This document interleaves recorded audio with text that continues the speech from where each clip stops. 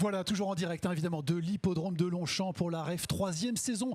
La rencontre des entrepreneurs de France, le premier grand rendez-vous économique de la rentrée. Vous nous suivez en direct sur le site de la REF, laref.org, et sur le média, le player Be a Boss. On continue de parler évidemment de ressources humaines, de nos collaborateurs, nos collaboratrices dans les organisations. On va parler gouvernance, comité gouvernance des entreprises ou gouvernance des entreprises, construit autour des missions et des valeurs de nos organisations, un système pour diriger et contrôler l'entreprise sur le long terme pour garder le cap. Un comité de gouvernance des entreprises qui doit protéger bien sûr les intérêts des actionnaires, mais pas que, évidemment l'ensemble des parties prenantes. Bah oui, vous savez, les collaborateurs, les collaboratrices, justement, les managers, les clients, les fournisseurs, les banques. On en parle avec mon invité Patrick Bertrand. Bonjour. Bonjour. Merci beaucoup d'être avec nous, Patrick. Vous êtes président du comité gouvernance des entreprises du MEDEF et puis évidemment CEO ou responsable des opérations chez Allnest. Un comité de gouvernance des entreprises, ça sert à quoi? Pour quelles raisons? Je l'ai un peu expliqué, mais vous allez me compléter. Écoutez, l'objectif, il était clair avec Geoffroy Roux de Bézieux, c'est de faire en sorte qu'on passe de la notion, de la perception de gouvernance des entreprises égale un corpus de règles, avec des petites cases qu'on coche et on a l'impression d'avoir une très bonne gouvernance, à la prise de conscience que c'est un état d'esprit et une attitude. Et c'est pour nous tout à fait essentiel. Au-delà des grands mots, quelques éléments. On parle beaucoup de la solitude du dirigeant ou de l'exercice solitaire du pouvoir. Vous avez une entreprise dont les enjeux, c'est de se développer à l'international, d'assurer la transition digitale dont on parlait récemment. Eh bien, quoi de mieux que de s'entourer de compétences indépendantes, diverses, qui vont vous aider à vous projeter sur ces enjeux.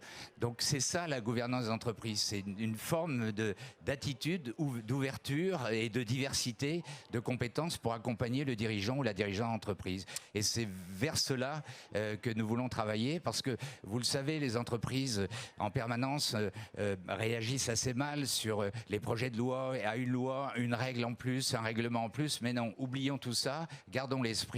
Et on sait qu'à terme, c'est une condition de performance des entreprises sur la durée. Bon, on attend toujours un vrai choc de simplification pour autant dans notre pays. Gardons l'esprit des lois, si je puis dire, plutôt que le texte, la substance sur la forme. Bon, voilà. Gouvernance des entreprises, Patrick Bertrand, vous disiez effectivement cette perception de corpus de règles qui peut être aussi contraignant. C'est très français, ça?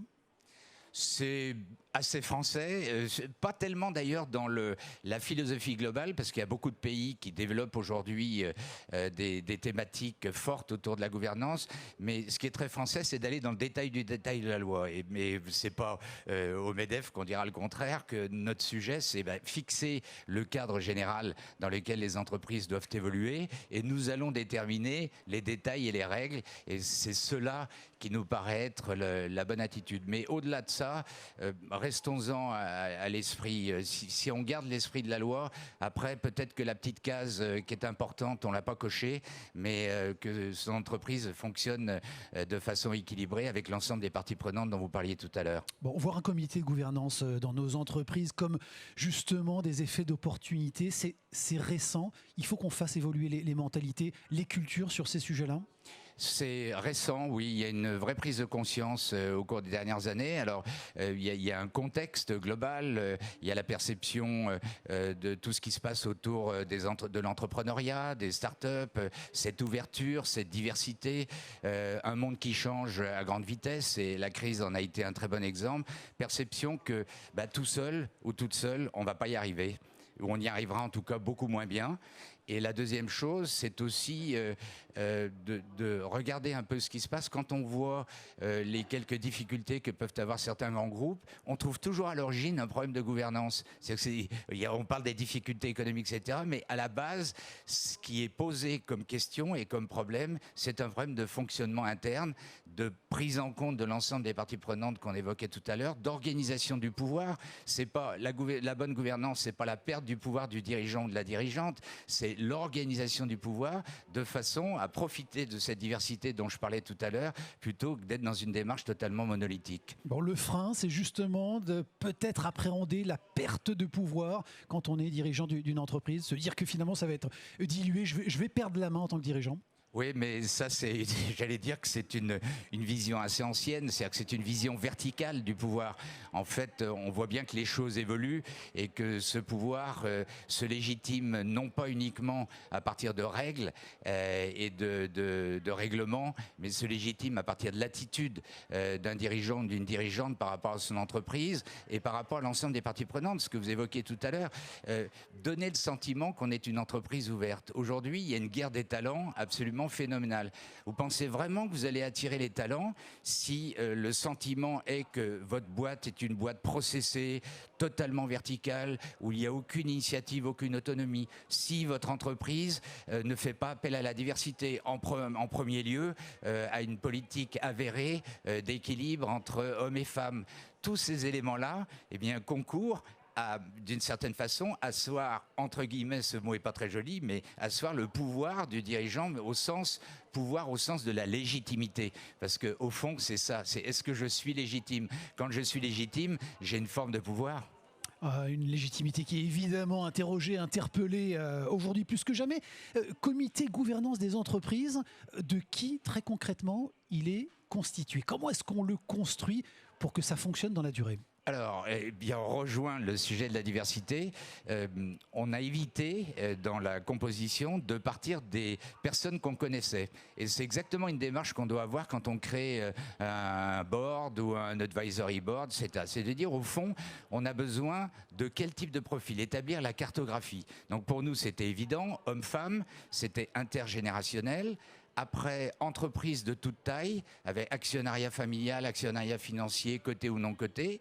Ensuite, les secteurs d'activité. Et enfin, la notion de Paris-région, parce que c'est un élément qui est tout à fait essentiel. On connaît la qualité du tissu régional de la France. Donc, ce comité a été constitué de cette façon-là, à partir de cette cartographie. Après, évidemment, nous avons cherché les bonnes personnes. Et il y a une variété, une diversité qu'on peut voir d'ailleurs sur le site que nous avons lancé, qui s'appelle comitégouvernancedentreprise.com, sur lequel on peut apprécier à la fois la diversité du membership de ce comité et aussi ses premiers travaux. Bon, un comité évidemment de gouvernance qui doit être représentatif de la cartographie, si je puis dire, sociale de l'entreprise, on le comprend bien, et puis de sa volonté évidemment de s'engager sur ces sujets de diversité. Justement, Patrick Bertrand, RSE, ESG, ce sont des acronymes, on va un peu les expliquer, faire un peu de pédagogie pour nos amis, celles et ceux qui nous suivent en direct sur cette émission, sur ce plateau. Comment ça influence d'ailleurs les comités de gouvernance, leur constitution et leurs actions au quotidien? Ça influence beaucoup. Alors RSE, ESG, on peut parler d'ISR, investissement socialement responsable.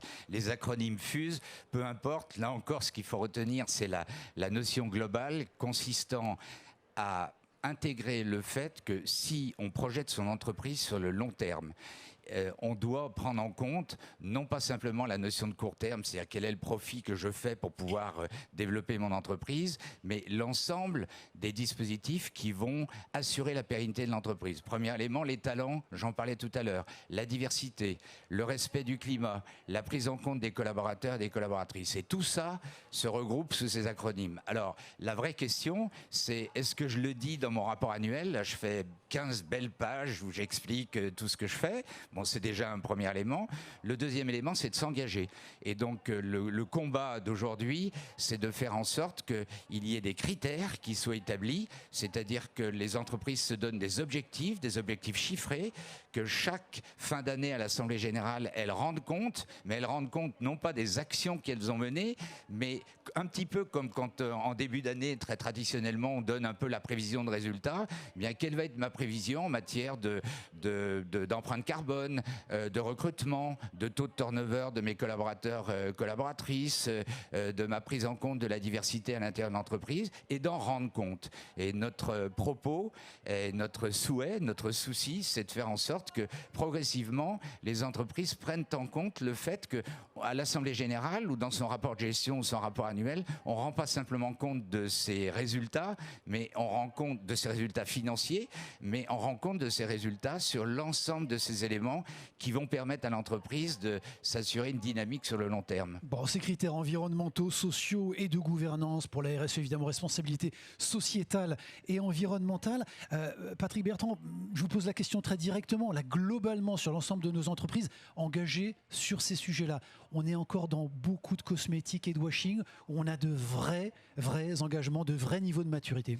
Alors, on est dans la phase intermédiaire, mais on n'est plus dans la phase de début, où effectivement, on avait le sentiment que c'était remplir les petites cases dont je parlais tout à l'heure dans son rapport annuel. Là, on est vraiment dans la réalité de l'action. Et sur ce plan-là, je voudrais saluer l'initiative de notre ministre Olivier Grégoire avec la création du site impact.gouv, où les entreprises, de façon naturelle et désintéressée, peuvent inscrire les objectifs qu'elles se sont donnés. Donc il y a aujourd'hui une réalité. Et cette réalité, on peut parler de la vertu, parce qu'on pourrait imaginer, et j'ai encore une vraie confiance dans la vertu de la nature humaine, mais on sait que de temps en temps, elle n'est pas forcément l'unique moteur. Mais admettons qu'un certain nombre de dirigeants et dirigeantes le savent d'ailleurs, que bien intégrer ses collaborateurs, assurer la diversité, respecter le climat, ça assure le développement de leur entreprise. Mais au-delà de ça, si on voit uniquement l'intérêt, c'est une quasi-obligation pour 3 raisons.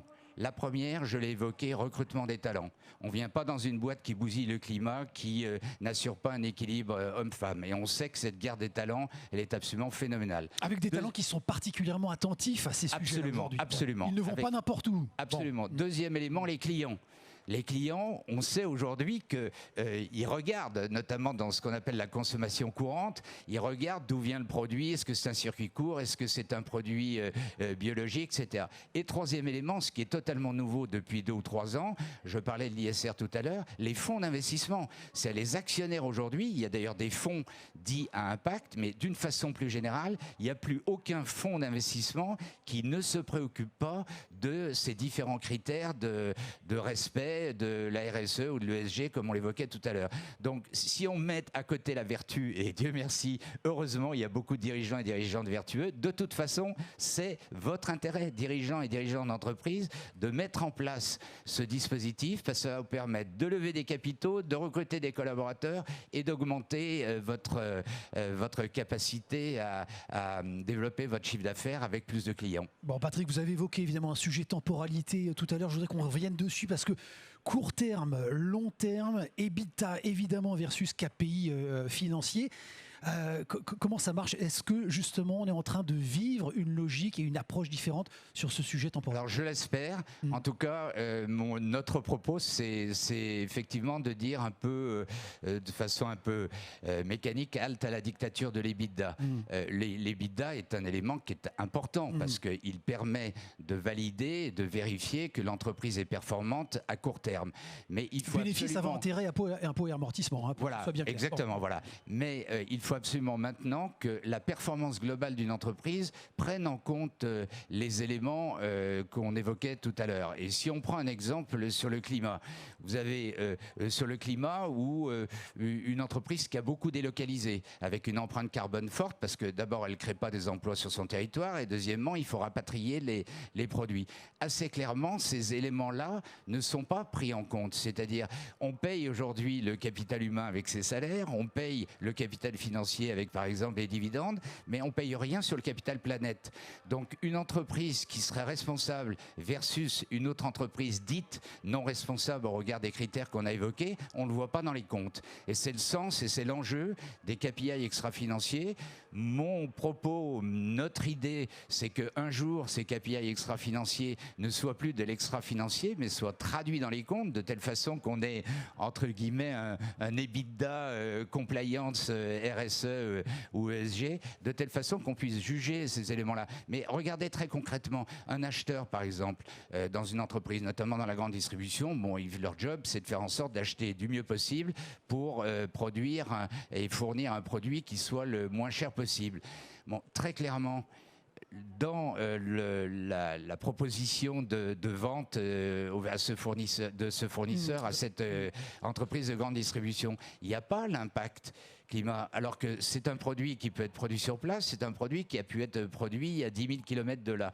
Eh bien, si on injecte dans les actes de la vie courante tous ces éléments-là, eh bien, à ce moment-là, on est dans une approche qui est une approche beaucoup plus responsable. La logique long terme sur la délocalisation, même exemple, vous êtes un acheteur d'une entreprise industrielle, vous avez besoin de vos pièces détachées. Si vous ne prenez pas en compte le risque de la rupture, comme on l'a vu pendant le Covid, de la rupture de la chaîne d'approvisionnement, d'une certaine façon, vous avez raisonné à court terme et vous avez mis en péril votre entreprise parce que la vie peut-être un long fleuve tranquille, mais pas toujours très tranquille, et on l'a vu récemment. On l'a bien vu récemment. Patrick Bertrand, merci beaucoup d'avoir été notre invité, président du comité gouvernance des entreprises du MEDEF. On le voit bien, ces entreprises et l'enjeu, évidemment, le rôle de ces comités de gouvernance dans les transitions qu'on évoque est sans doute très certainement accéléré par cette crise, avec des effets d'opportunité, évidemment, et d'aubaine.